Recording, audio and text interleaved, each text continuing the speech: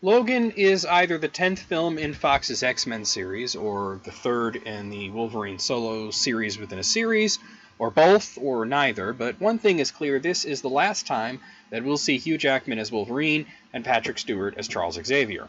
While the X-Men film timeline has become somewhat muddled and confused after the atrocious X-Men The Last Stand forced Fox to do a soft reboot on the series by focusing on prequels and then using time travel to erase the first three films, Logan is almost entirely unconcerned with all of that. Which timeline does this movie fall into? Well, if you're interested, the answer is that it really could be either. Some signs point towards it being the original timeline, the one that was the original trilogy, as well as the bad future of Days of Future Past.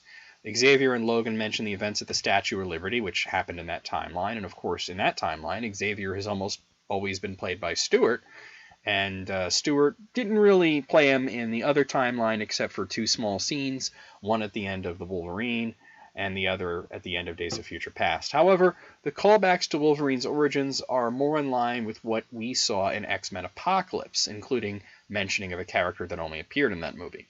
But really, when I said if you're interested, you really shouldn't be interested, because it's clear that the writers of Logan were not interested in timelines or continuity. For example, the post-credit scene in X-Men Apocalypse pointed toward the villain Nathaniel Essex making an appearance in Logan, as well as being the driving force behind cloning Wolverine, which is what this movie is largely about. However, the director of this film decided that Nathaniel Essex, or Mr. Sinister, didn't really fit with the tone that he was going for in Logan, so he didn't include him.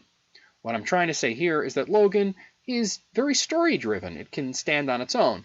You needn't have watched any of the 9 previous films to enjoy this one, or you could have watched all of them, or some of them. It kind of doesn't matter. What we have here is a very self-contained story with a small cast and a central focus. So, it's the future, and Logan's healing factor is starting to wane, which makes it harder for him to heal rapidly, and he's finally showing signs of age, as well as a sickness that may be from the adamantium in his bones.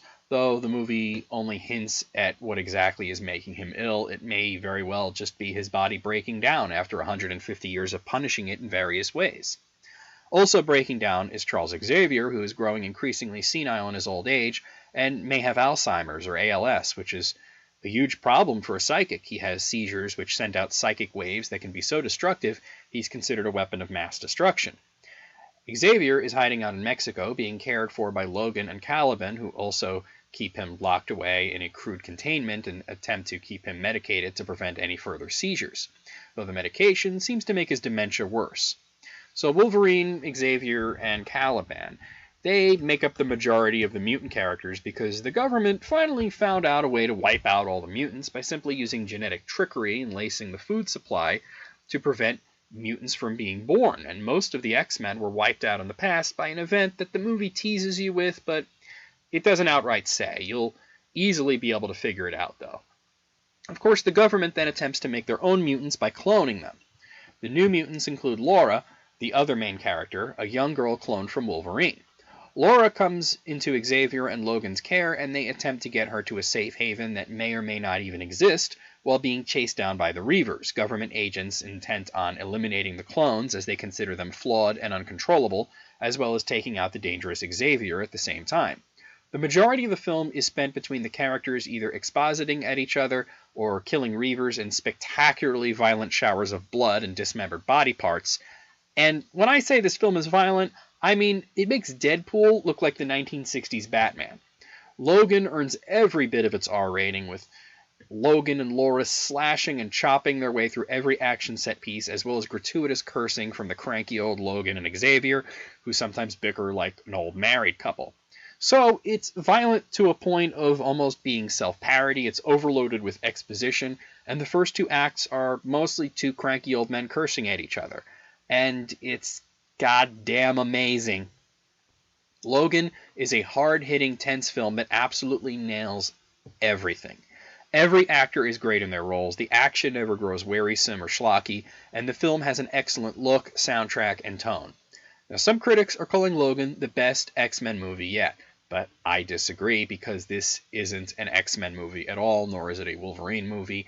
Logan is a character-driven action movie that just happens to contain characters from Marvel's X-Men, and it carves a unique niche that none of the previous films have touched upon.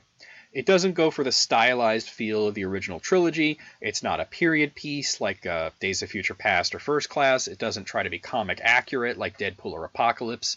Instead, we get a gritty, realistic movie that is at times shockingly brutal and at other times surprisingly heartwarming and sweet. And in the end, it's tragic and ambiguous, leaving us with questions that will probably never get answers because the story doesn't exist to resolve itself, but rather to make you feel certain things. And at that, it's exceedingly effective. I give Logan a 10 out of 10, easily. Highly recommended, though, with the warning that its intensity may not be for all audiences.